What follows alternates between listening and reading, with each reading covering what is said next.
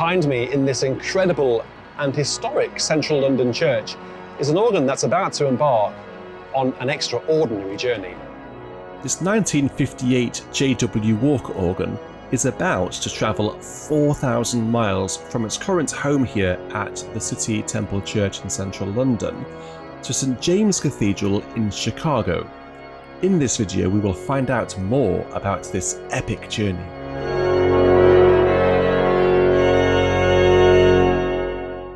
City Temple was built in the early 1870s and enjoyed large, regular congregations who came to hear the inspiring sermons by such people as Joseph Parker, Reginald Campbell, and Leslie Weatherhead. On April 17, 1941, the building was largely destroyed during the Blitz.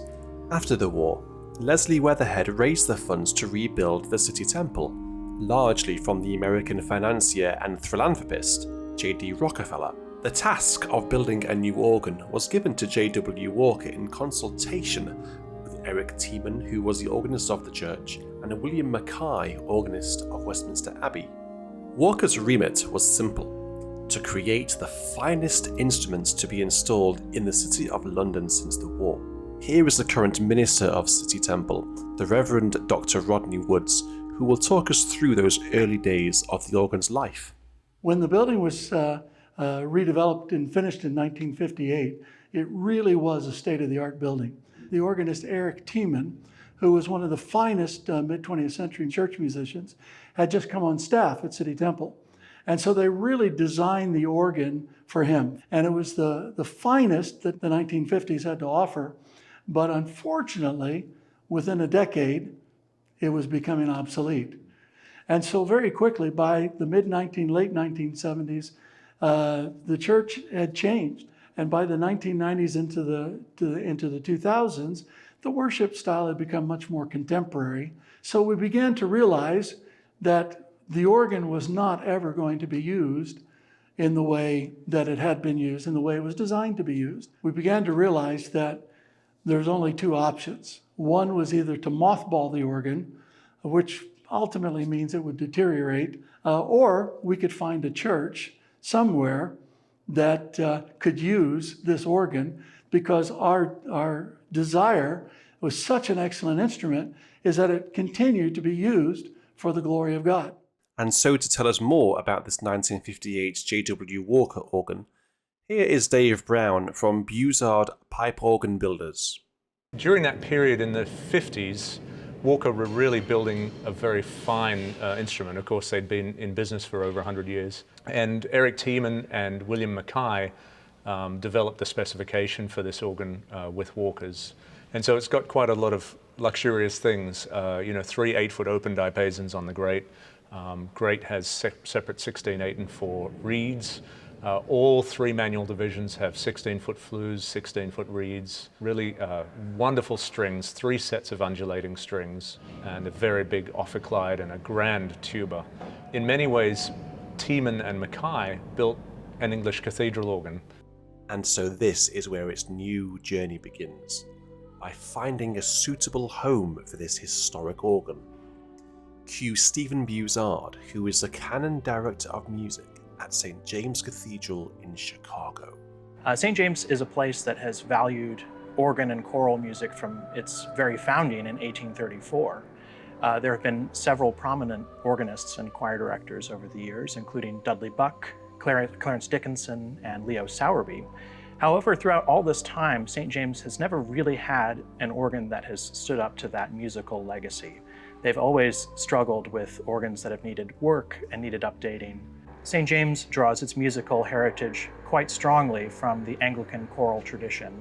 Our choirs have always modeled their sound and their repertoire off of the English cathedral style.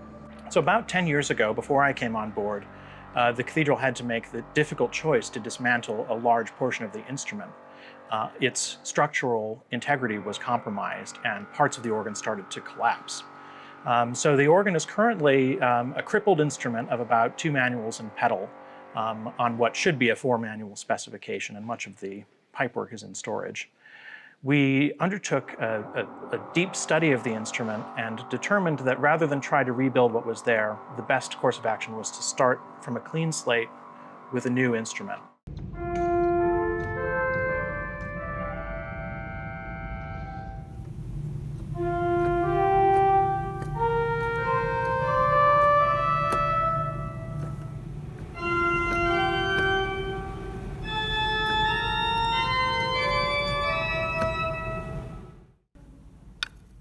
So we need an organ that is capable of accompanying a wide swath of the repertoire for both professional adult singers, some of whom are operatically trained, and for the youngest chorister. So we need an organ that has a multitude of colors and dynamic capabilities.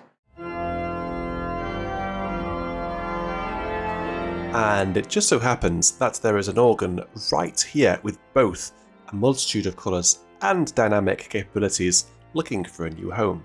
Let's see if Dave thinks any changes need to be made to this organ. In many ways, many of the elements of the organ will be kept exactly as they are and restored. The bellows will be restored, the soundboards will be restored, the pipework will be restored. The condition of the organ now is relatively good. The organ is 65 years old. The bellows have got holes in it. We will re-leather all of the bellows. All of the soundboards are built on electro-pneumatic system. So we will be re-leathering all of the soundboards as well. Here in City Temple, the organ's behind architectural screening rather than a casework. In St. James Cathedral, it's going behind an historic casework from the 1870s. That means that architecturally in St. James, there will be no changes, and we won't have to accommodate a casework from here that would need to fit into that building. So in so many ways, the organ will fit like a glove in St. James Cathedral. This instrument is a remarkable organ and gives us the opportunity to not only build effectively a new organ for St. James, but to preserve an artistic treasure for future generations. This instrument was really a Rolls-Royce of its time in organ building. It contains a very complete specification with sumptuous scalenes and a diversity of tonal color that's virtually unrivaled in 1950s organ building. What's unique about this instrument, Walker's made here at City Temple a remote capture combination action, much as a modern system would work, but it's all electromechanical.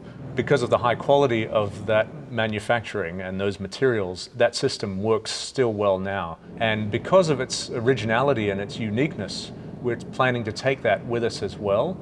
And on top of that, we'll have a modern combination action. Well, I don't know about you, but I'm starting to feel really excited about this. Dave, how long will it take? So it's going to take about 2 to 3 weeks to remove the organ. Then the organ will be shipped to our workshops in Illinois. Starting next year in early 2024, we will be restoring the organ completely. We expect the process of restoring the organ and installing it into St. James Cathedral to take about 9 months to a year. 6 weeks, I would say, of physical installation in St. James, and probably about 6 weeks of tonal finishing. Although, other than some small tonal balancing, as any normal tonal finishing is, to take out the loud and soft notes to fit the acoustics of St. James Cathedral, we will leave the core concept of this organ tonally exactly as it is.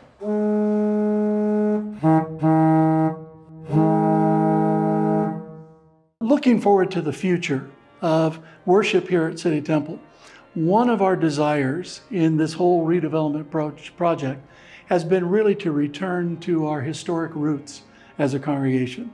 And so our worship will be more free-flowing, and we will look at instrumentation that flows around that. So we'll maintain our grand piano, and we're glad to be able to bless another church, and we're very excited that the organ will still be used for the praises of God and to glorify Jesus Christ.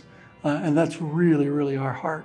The fact that this once awesome organ is in this state is really sad. An organ like this needs to inspire generations of organists. For me, it doesn't really matter where the organ is for it to fulfill these roles, whether it's here in central London, a concert hall in Poland, a church in the back and beyond in Australia, or in a really flourishing and vibrant cathedral in Chicago. I've been really impressed today after talking with Dave and Stephen that actually the organ is, apart from being in a new home, is going to be exactly the same as it is right now. This is the best possible outcome for this organ, and I can't wait to head over to Chicago via the organ workshops to see this organ being rejuvenated and brought back to life before being installed in St. James's Cathedral. So until then, I will say cheerio. Goodbye.